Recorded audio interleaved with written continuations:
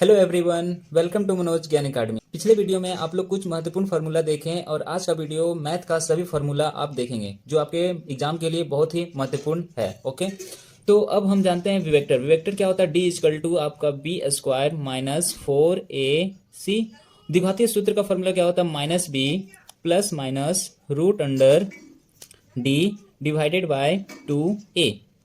दो भिन्न वास्तविक हो तो इसका क्या हो जाएगा? डी का वैल्यू 0 से क्या होना चाहिए? बड़ा। ओके, दो बराबर वास्तविक मूल के लिए डी का वैल्यू होना चाहिए 0 और दो वास्तविक मूल नहीं हो तो डी का वैल्यू क्या होना चाहिए? डी का वैल्यू 0 से छोटा होना चाहिए। ओके, चैप्टर 4 में ओनली इतना ही फॉर्मूला है, इसी फॉर्मूला से सब क्वेश्चन बन जाएगा। ओके, तो अब जानते हैं चैप्टर 5 में। चैप्टर 5 में आपका हो जाएगा आपका डी। सबसे पहले डी सार्वधातर। सार्वधातर क्या होता है आपका? a2 माइनस a1, ये सार्वधातर का फॉर्मूला होता है, यानी दूसरा पद माइनस पहला पद। ओके, उसके बाद an, यानी कोई भी पद निकालने का फॉर्मूला क्या होता है? a plus n minus 1 into D. कोई भी पद निकालने का फॉर्मूला और किसी भी पद को योग करने का, यानी एपी को योग करने का फॉर्मूला क्या होता है? योग। एपी को योग करने का फॉर्मूला, तो एपी को योग करने का फॉर्मूला क्या होता है आपका? तो ये होता है आपका n/2 2a plus n minus 1 into D. ये आपका हो गया एपी का योग करने का फॉर्मूला। ओके, और एक एपी का जब जिसमें लास्ट पद दिया रहेगा यानी अंतिम पद दिया रहेगा तो इसमें n/2 bracket a plus L short formula use करके उसको सॉल्व कर सकते हैं। जब क्या रहेगा? एपी में अंतिम पद दिया रहेगा, अंतिम पद यानी एल दिया रहेगा, तब हम शॉर्टकट वाला फॉर्मूला लगा सकते हैं। ओके, उसके बाद आते हैं चैप्टर 6 में। चैप्टर 6 में आपका अगर कोई दो त्रिभुज समरूप हो तो उसका क्षेत्रफल का अनुपात हमेशा भुजा का वर्ग होता है। जैसे उसके भुजा का क्या होता है? वर्ग होता है। तो भुजा मान लीजिए आपका दे दिया है रेशियो में 2 और 3। रेशियो में क्या दे दिया आपका? 2 3। तो इसका अगर वर्ग करेंगे तो आपका आ जाएगा 4/9। तो क्या हो गया? क्षेत्रफल का आपका क्षेत्रफल का अनुपात निकल गया त्रिभुज का। कब? जब दो त्रिभुज समरूप हो। अब आते हैं 7 चैप्टर में। तो 7 चैप्टर में आपका सबसे स्टार्टिंग है पहला दूरी सूत्र। तो दूरी सूत्र में आपका क्या होता है? सबसे सिंपल होता है root under x minus x1 का whole square plus y minus y1 का होल स्क्वायर। विभाजन सूत्र में आपका दो फॉर्मूला होता है, एक x इक्वल टू और एक y इक्वल टू। ओके, तो x इक्वल टू क्या होता है? m1 x2 plus m2 x1 divided by m1 और m2। ओके, और आपका y इक्वल टू क्या हो जाएगा? m1 y2 plus m2 y1 divided by m1 plus m2। ये विभाजन सूत्र हो गया आपका। और जब विभाजन सूत्र मध्य बिंदु के लिए, यानी कि जब दो बिंदु के बीच एक बिंदु मध्य में हो, बीच में हो, तो m1 और m2 क्या हो जाता है? बराबर हो जाता है। तो उस कंडीशन में विभाजन सूत्र का फॉर्मूला क्या होता है? x equal to x1 plus x2/2 और एक हो जाता है क्या आपका? y equal to y1 plus y2/2। Okay, तो मध्य बिंदु के लिए फॉर्मूला आपका ये होता है y1 प्लस y2/2। चैप्टर 7 का लास्ट फॉर्मूला। चैप्टर 7 का लास्ट फॉर्मूला क्या होता है? त्रिभुज का क्षेत्रफल। ओके, कोई भी तीन बिंदु दिया रहेगा, तीन बिंदु दिया रहेगा त्रिभुज का, तो इसका क्षेत्रफल कैसे निकलता है? तो 1/2 x1 bracket close y2 minus y3 plus x2 bracket y3 minus y1 फिर plus x3 bracket y1 minus y2। तो इसको याद करने का एक तरीका भी है, जैसे आपका 1 2 3, फिर 2 के बाद क्या आता है? 3। तो 3 के बाद तो 3 ही पॉइंट है ना, 3 के बाद तो 4 आएगा नहीं, तो क्या हो जाएगा? 1। ओके, 3 के बाद 1 आ जाएगा। फिर हमेशा x3 लेंगे, जैसे यहाँ x1 लिए, फिर 2 लिए, फिर 3 लिए, तो 3 के बाद क्या आता है? 4 तो नहीं आएगा, तो क्या हो जाएगा? 1 और 2। ओके, इस तरह से आप याद कर सकते हैं। साइन थीटा इक्वल टू क्या होता है आपका? p/h। Cos theta equal to क्या होता है? b/h। Tan theta equal to क्या होता है? p/b। कोसेक किसका उल्टा? साइन का उल्टा, तो बस इसका फॉर्मूला पलट दीजिए h/p। सेक किसका उल्टा? कोस का उल्टा, तो h/b। कोट किसका उल्टा? टेन का, तो b/p। पाइथागोरस में आप दो वैल्यू दिया रहे और आपका जैसे p और b का वैल्यू दिया रहे, h निकालना हो, तो इसमें पाइथागोरस प्रमेय लगता है। h इक्वल टू क्या होता है? रूट अंडर पी का स्क्वायर प्लस बी का स्क्वायर। पी निकालना हो तो क्या हो जाएगा आपका एच का स्क्वायर माइनस बी का स्क्वायर, और बी निकालना हो तो आपका क्या हो जाएगा एच का स्क्वायर पी का स्क्वायर। तो ये पाइथागोरस आपका होता है 3।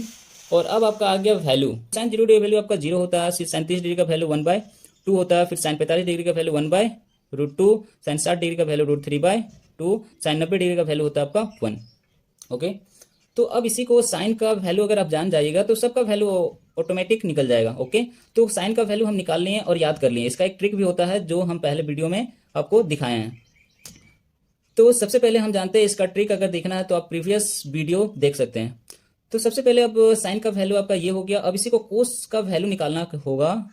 कोस का वैल्यू निकालने के लिए आपको जस्ट इसको पलट दीजिए, उल्टा कर दीजिए, यानी कि 1 यहाँ √3/2 यहाँ 1/√2, फिर 1/2 और फिर 0। इंक्रीजिंग ऑर्डर में लिखे तो इसको डिक्रीजिंग ऑर्डर में लिख दीजिए, यानी ये आरोही क्रम में और ये अवरोही क्रम में, यानी ये इसको इधर लिखें और इसको पलट दीजिए। अब इसको टेन थीटा का वैल्यू निकालना होगा तो आपका 0/1 यानी 0 होता है, फिर ये दो कट जाएगा तो क्या आ जाएगा 1/√3, और ये पूरा ही कट जाएगा, पूरा कट के क्या आ जाएगा इसका वैल्यू 1। इसमें सेम कट जाएगा तो क्या आ जाएगा √3, और आपका नीचे क्या होता है 1 छुपा रहता है 1, और इसका वैल्यू 1/0, तो इसका क्या होता है इन्फिनिटी।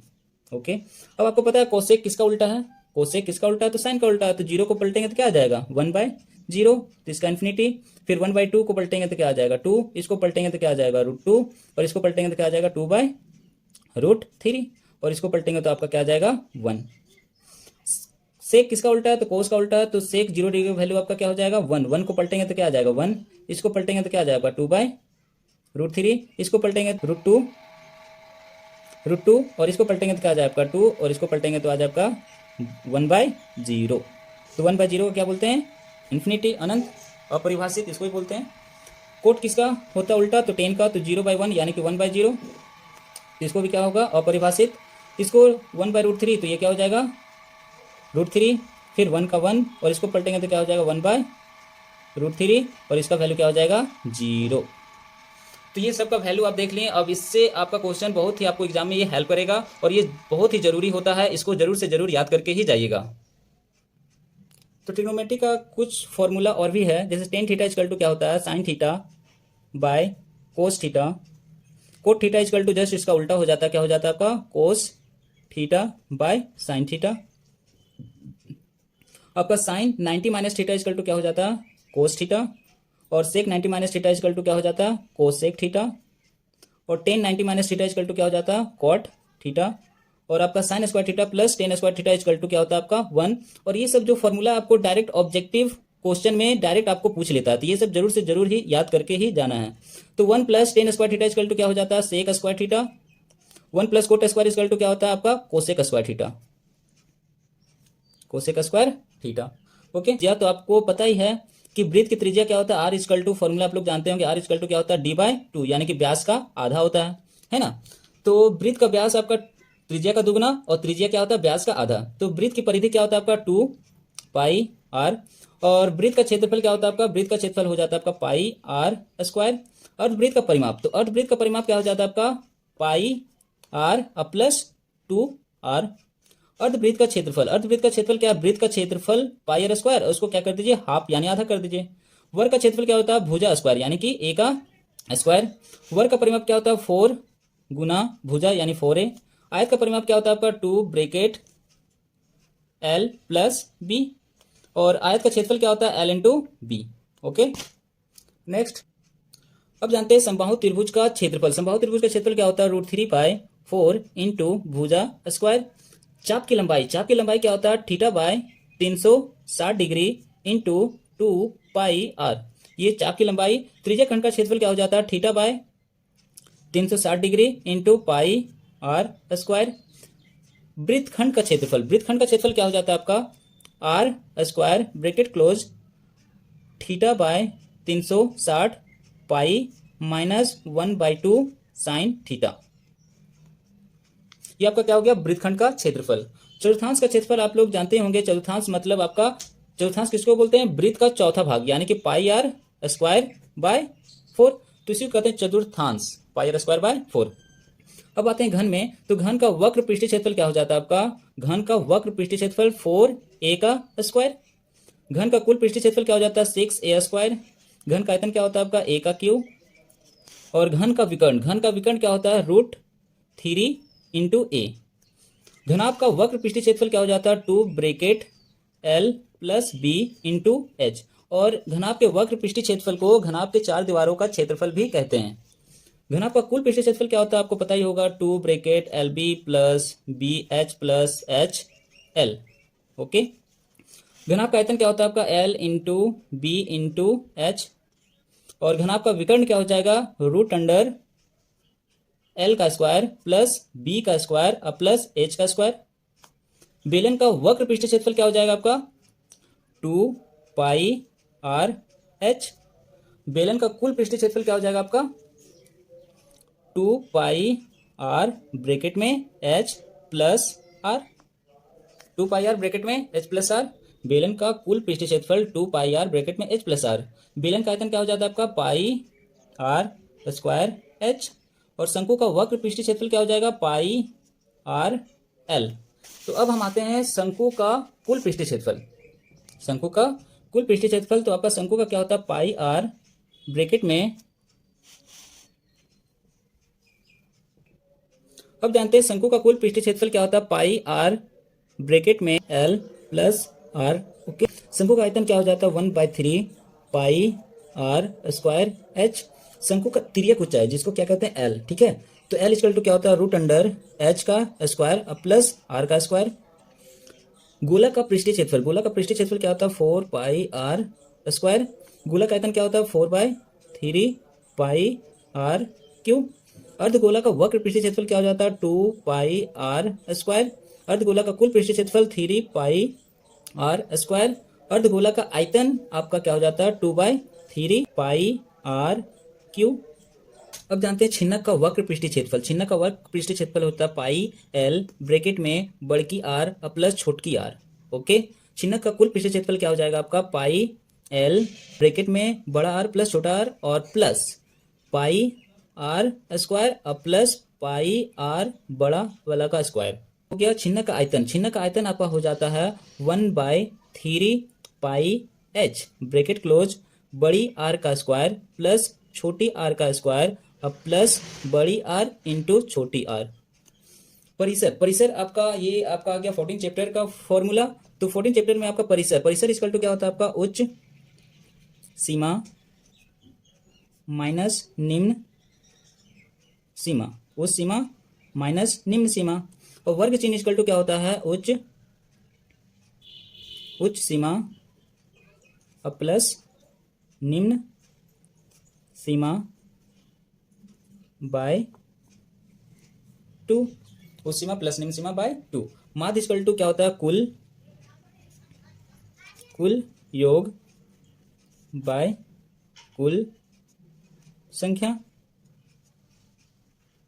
और एक होता है आपका sigma F X by sigma F. माध्यक का क्या होता है फॉर्मूला आपका माध्यक का आपका फॉर्मूला होता है L plus bracket close n-2 minus C F divided by F into H. बहुलक का क्या होता है आपका formula L plus f1 minus f0 divided by 2f1 minus f0 minus f2 और इंटू एच। और 15 चैप्टर लास्ट चैप्टर में आपका क्या होता है प्रायिकता यानी प्रोबेबिलिटी का फॉर्मूला क्या होता है प्रोबेबिलिटी इज इक्वल टू घटना प्रश्नों का घटना बाय कुल घटना बाय कुल घटना। और एक फॉर्मूला आपका ये भी होता है कि घटना घटने की प्रायिकता प्लस घटना नहीं घटने की प्रायिकता का योग क्या होता है आपका 1 होता है। तो ये चैप्टर 15 का 2 फॉर्मूला है जो बहुत ही इंपॉर्टेंट है और इसी से आपका क्वेश्चन बनेगा। तो ये आपका ऑल टोटल फॉर्मूला आप जान गए हैं। कोशिश कीजिएगा सब फॉर्मूला एक बार देख के जाने का जो आपका बोर्ड एग्जाम के लिए आपका बहुत ही महत्वपूर्ण है। आप मेरे इस वीडियो को जरूर से जरूर शेयर करें ताकि उसे अपने बोर्ड एग्जाम के लिए कुछ हेल्प मिल सके, इसलिए आप इस वीडियो को जरूर से जरूर शेयर कीजिएगा। Thank you.